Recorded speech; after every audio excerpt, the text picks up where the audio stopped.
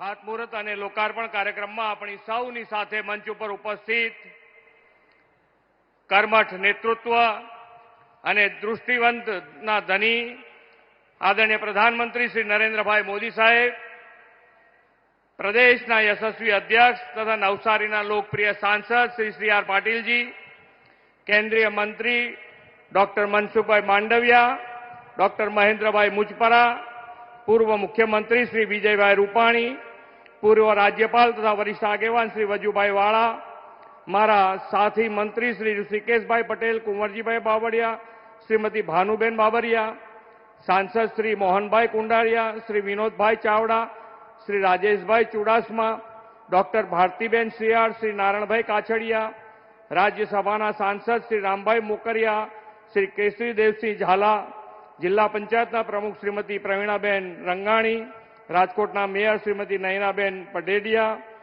ધારાસભ્ય Shri Udaybhai Kangad, doctor દર્શિતાબેન Shah, Jayeshbhai Radadiya, Shri Rameshbhai Tilala, Shrimati Gitaben Jadeja, doctor મહેન્દ્રભાઈ પાડલિયા, જીતુભાઈ સોમાણી, શ્રી દુર્લભજીભાઈ દેથરિયા, ચૂંટાયેલા જનપ્રતિનિધિ, સંગઠનના પદાધિકારી, પ્રેસ મીડિયાના મિત્રો તથા વિશાળ સંખ્યામાં ઉપસ્થિત ભાઈઓ બહેનો સૌને મારા નમસ્કાર.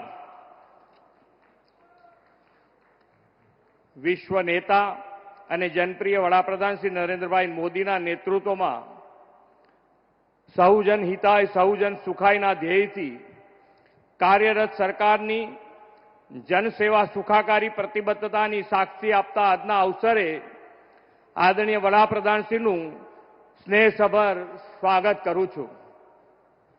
વડાપ્રધાનશ્રીએ હેલ્થકેર, રેલ રોડ કનેક્ટિવિટી, વીજળી, પાણી સહિતના ઇન્ફ્રાસ્ટ્રક્ચરને સુદૃઢ કરી લોકોનું ઇઝ ઓફ લિવિંગ વધારવાની ગેરંટી આપી છે. મોદી સાહેબે દરેક વ્યક્તિનું જીવન સ્તર સુધરે એવો સંકલ્પ કર્યો છે. સર્વગ્રાહી, સર્વસ્પર્શી વિકાસ માટે આહાર, આરોગ્ય અને આવાસ જેવા ક્ષેત્રને પણ અગ્રતા આપી છે. આજે દેશના આરોગ્ય સેવા માળખામાં વડાપ્રધાનશ્રી અનેક મહત્વપૂર્ણ ભેટ આપવાના છે. રાજકોટથી એઇમ્સ એનો પ્રારંભ કરાવવા માટે હું આદરણીય મોદી સાહેબનો ખૂબ ખૂબ આભાર માનું છું. હેલ્થ સેક્ટરમાં દેશમાં જે શ્રેષ્ઠ હોય તે ગુજરાતમાં પણ હોય તેવા સંકલ્પ સાથે વડાપ્રધાનશ્રીએ રાજકોટને એઇમ્સ આપવાનો નિર્ણય કર્યો હતો. સૌરાષ્ટ્રના મુખ્ય કેન્દ્ર સમાન રાજકોટમાં એઇમ્સ શરૂ થાય અને સૌરાષ્ટ્ર કચ્છના લોકોને નજીકના સ્થળે ધનિષ્ઠ અને વર્લ્ડ ક્લાસ અદ્યતન સારવાર સુવિધા મળી રહે તેવી તેમની નેમ આજે સાકાર થઈ છે.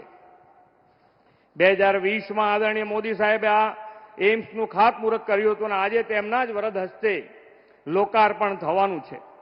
એટલું જ નહીં, રાજ્ય સરકારના વિભાગો દ્વારા સૌરાષ્ટ્ર વિસ્તારના આરોગ્યની સુખાકારીની સાથે પાણી, વીજળી, રોડ રસ્તા સુધારણા, કનેક્ટિવિટીના વિવિધ પ્રકલ્પોની ભેટ સાથે આજે સર્વાંગી વિકાસનો ઉત્સવ છે. સૌરાષ્ટ્ર વિસ્તારના પાણીની સમસ્યા આદરણીય વડાપ્રધાનશ્રીના વિઝનથી સૌની યોજના દ્વારા નર્મદાના જળ સૌરાષ્ટ્રના 115 જળાશયોમાં પહોંચ્યા છે અને પાણીનો દુકાળ ભૂતકાળ બન્યો છે. છેક છેવાડાના ગ્રામીણ વિસ્તારો સુધી પૂરતું પાણી પહોંચાડીને હર ઘર જલની નેમ સાકાર થઈ છે. આજે સૌરાષ્ટ્રના 3 જિલ્લામાં 287 કરોડથી વિવિધ પાણી પુરવઠા યોજનાના ખાતમુહૂર્ત તેઓ કરવાના છે. પાણી સાથે ઉર્જા, વીજળી પણ સરળતાએ લોકોને મળે તે માટે 566 કરોડના ખર્ચે નિર્માણ થયેલ વિવિધ સબસ્ટેશનના લોકાર્પણથી